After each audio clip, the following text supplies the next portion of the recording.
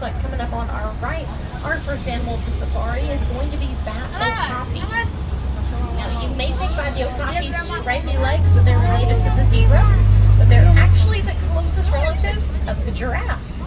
That's because of the similarities that they share in their skull structures. Now, if you've ever noticed those horn-like things on the giraffe's head, those are called ossicones. The okapi have them as well, but only the male okapi. So you can see that okapi over there is female. And coming up on our right, there are two saddle-billed storks. Now, the saddle-bills get their name from that little bit of yellow that's on their bill. They are also the tallest storks in Africa, standing at about 5 feet tall, with a wingspan of 9 feet. To give you a reference, that's about as wide as the canopy that's up above their heads.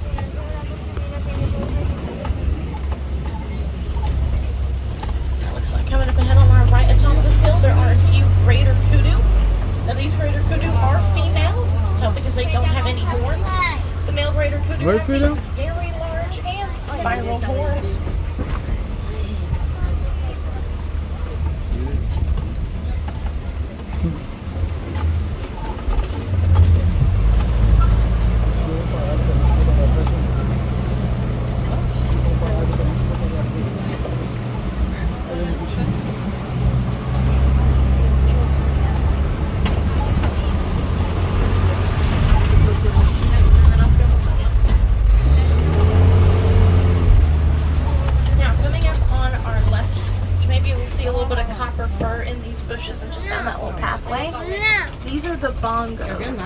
That may be really hard to see their horns, but they are angled back. And whenever the bongos raise their heads up, those horns they have, well, they're lying flat on their backs. That makes it where they can slip in and out of brush quietly and undetected by predators, which is why bongos have earned themselves the nickname, the ghost of the forest. We've now left the Little Ituri Forest, and we're making our way into the Safi River.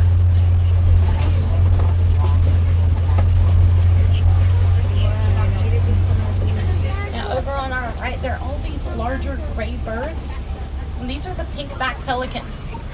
Now, pink-back pelicans get their name from the pink coloration that's on their back, and that coloration grows brighter during mating season.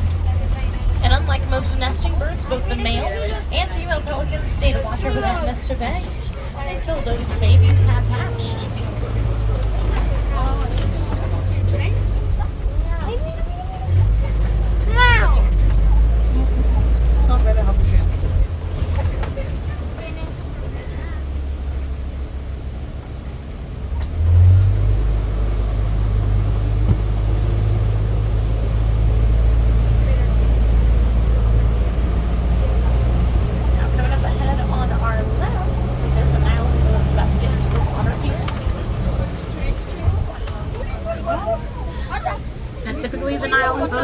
Most of their time in the water, and my friends, we do still need to stay fully seated. That means both butt cheeks to the seat.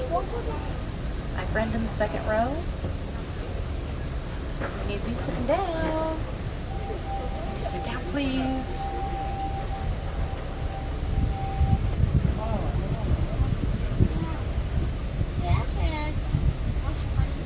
Friends, we need to sit down. Thank you.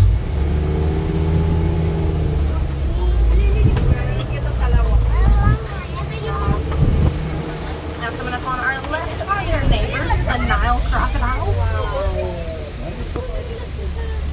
Friends, once again, we need to sit down. Thank you. If you're over on this left-hand side, you can probably get a really good look at this one that's hanging out right next to the bridge.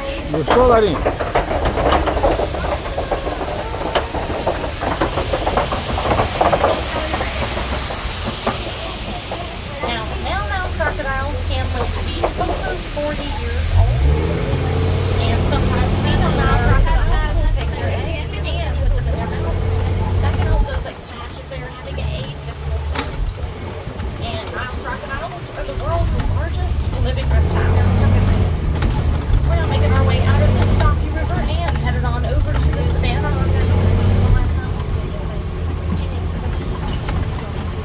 And coming up on our right is a key part of the savanna's ecosystem. This is the baobab tree. Now, the baobab tree has also earned itself the nickname the Tree of Life. because of all the water that's stored in that massive trunk. That water is very beneficial to the animals for the ecosystem during the dry season. Anytime the animal just needs a little bit of hydration, they can come and take a bite out of the trunk. It's actually quite spongy. And those trees only keep their leaves for about 3 months out of the entire year to help and conserve that water. Now friends, we don't need to be switching seats while we are moving.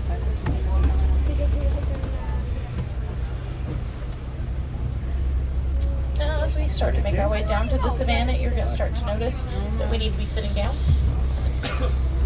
You're going to start to notice that the trees are going to start to grow taller, and that the vegetation around these trees is going to really start to thin out. So the animals of the savanna have less places to hide. Instead, they've adapted to travel in large groups or herds instead of just hiding out and blending in protection. Now, looks like coming up on our right, our first animals of the savanna is going to be the Hartman's mountain zebra, and then that Ankole cattle. There are a few more Ankole cattle coming up ahead on our right. Now these Ankole cattle are part of the bovine family, and although these horns they have are massive, they're pretty lightweight. That's because they aren't solid. There's a honeycomb-like structure inside of those horns. Now people don't keep these Ankole cattle for anything like livestock or dairy. Instead they're kept as a sign of wealth. And their large horns help them to regulate their body temperature and keep cool on warmer days. Now just past these Ankole cattle are the Hartman's mountain zebra. Now Hartman's mountain zebras, their stripes go all the way down to their skin. They use these stripes as a form of camouflage.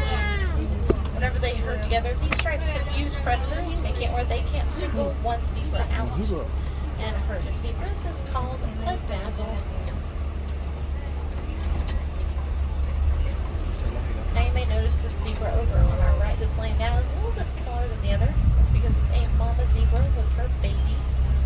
Now, very early on in that little baby's life, they could learn their mother's pattern, tell her they could identify her in a dazzle of other zebra. And to our left, hiding out on their den, there are those African painted dogs. Now, not to be confused with hyenas, these dogs are part of the canine family, and hyenas are part of the Hyenidae family. And they like to hunt in packs, where they take turns chasing down their prey. Once they've eventually gotten that prey, they let the weakest of their pack eat first, and the strongest eats last. And they're the world's most accurate hunters, with an 85% success rate. That's higher than the success rate of a lion, but you can sit down.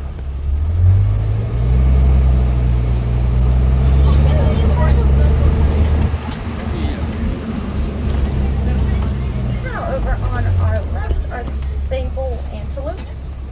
We'll get a better look as we get to move up ahead. Now you may recognize the sables because they are the emblem of the Harambe Wildlife Reserve. And that's because they are protectors. Their horns are curved in towards their back, and they're also quite pointy. And that helps them defend themselves from any predators that may attack them from behind. Now if a sable was to ever find itself in a fight or flight situation, they will always choose fight. And they've been known to win fights against lions among any other big predators. A lot of times really look at that Ankole cattle, you can truly just see the size of those horns.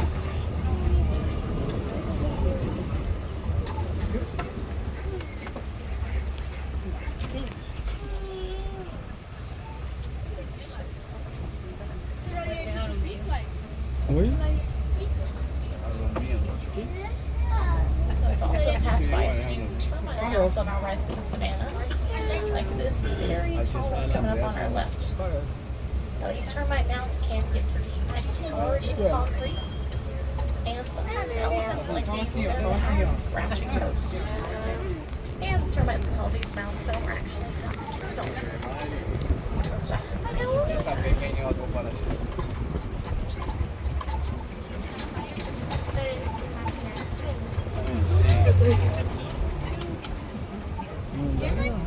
It looks like that may have made it get a closer look at these mountain zebras.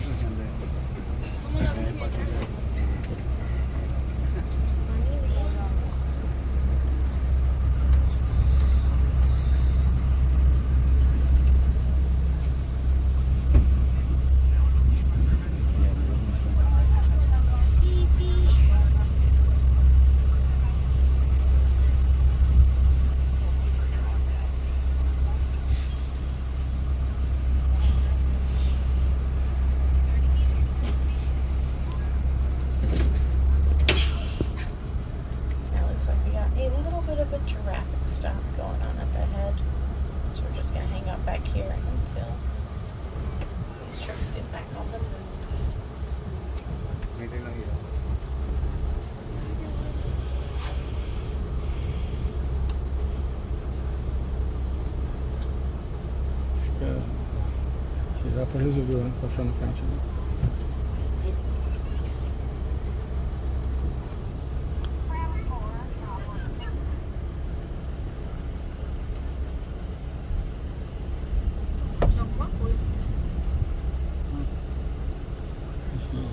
Girafa escrito na frente.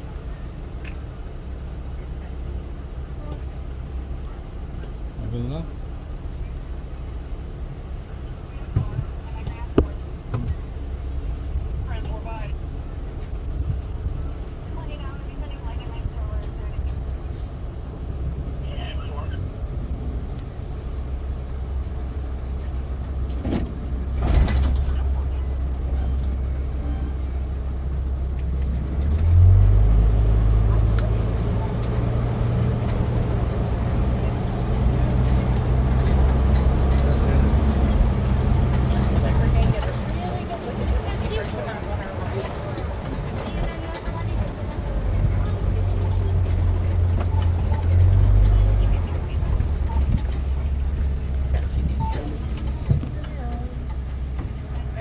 Everyone needs to be sitting down, friends.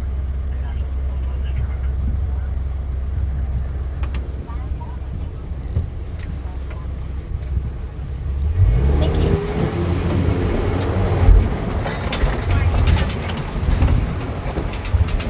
Now coming up on right there is this eland landing. Now the eland, they stand at about 6 feet tall at the shoulder, and that makes them the tallest antelopes here on the reserve. Both the male and female elands have those sparkle.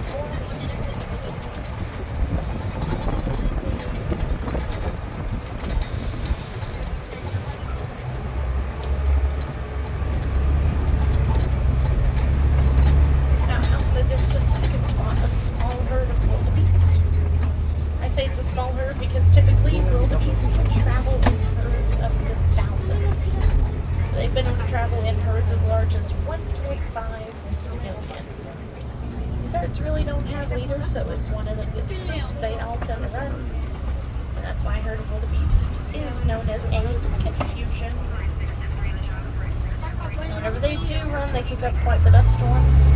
They've been known to kick up dust storms so large before, they've been seen all the way in space at the International Space Station. Now these Maasai giraffes, looks like this one Charlie, they're using its prehensile tongue. Now what prehensile means is they basically use their tongue like an extra limb. They'll use their long necks to reach up to the tops of these tall trees, and then use their tongues to grab a hold of leaves. Now if you have ever seen a giraffe's tongue, you'll know that it's purple, and that helps to protect it from the sun, since they're sticking it out all day, snacking away. Now, when I say all day, I am not exaggerating. I truly do mean all day. Besides, giraffes only sleep for about 30 minutes each day, and then the other 23 and a half hours, they spend eating.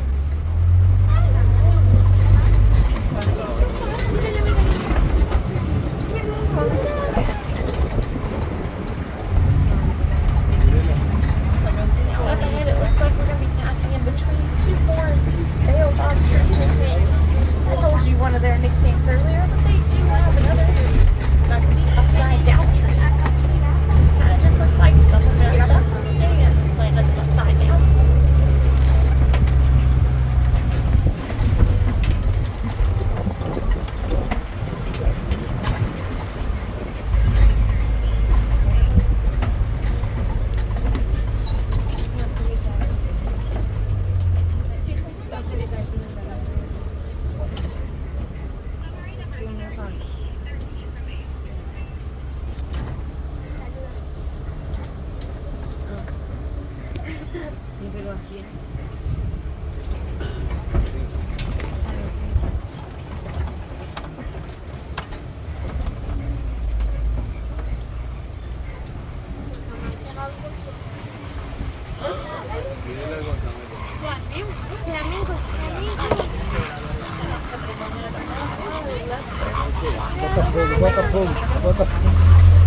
Greater flamingos are the largest species of flamingo. Whenever they hatch, they have gray feathers, and they develop this pink coloration due to their diet of brine shrimp. Now, the enzyme in the shrimp that gives them this coloration population is called beta carotene. Now, these flamingos are the largest. They have the lightest shade of pink. My favorite fact about flamingos is that a flock of them is known as a flamboyance.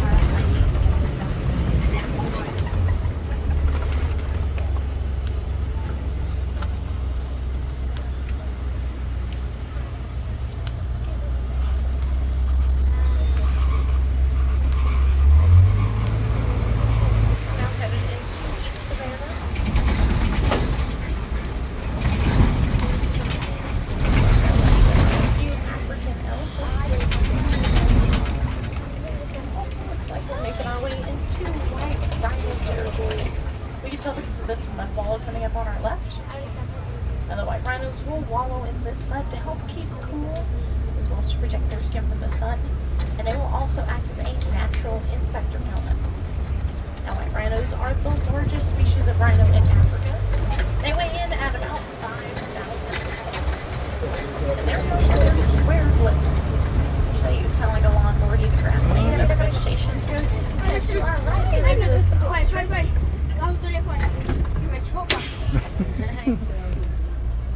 Now, the ostrich in particular is female. You can tell because of her brown feathers. Ostriches are also the largest species of bird, and they can run at a pretty impressive 40 miles an hour.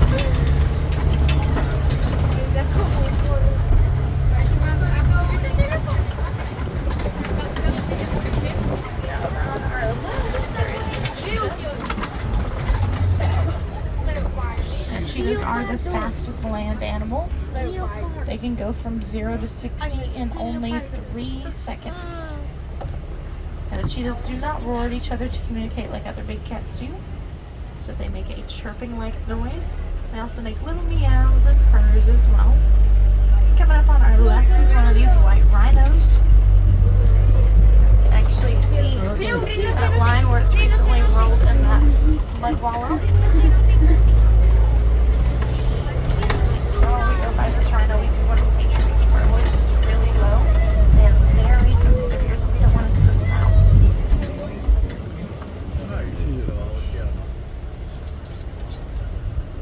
Friends, we do still need to be sitting down. Siéntese. Thank you.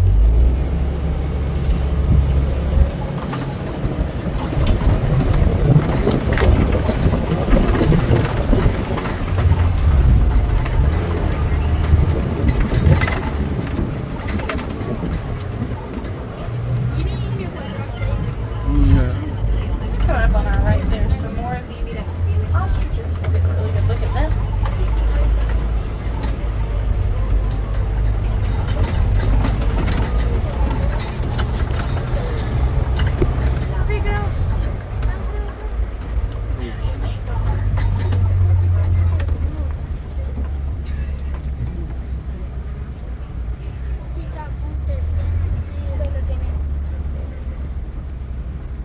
Here's another good look at these white rhinos over on our right.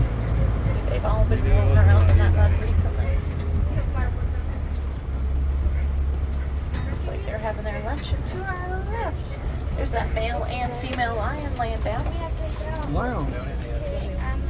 Now, typically these lions will rest anywhere from 16 to 20 hours a day, and they're most active in the evening time. And typically in prides, the females will go out and do all the hunting.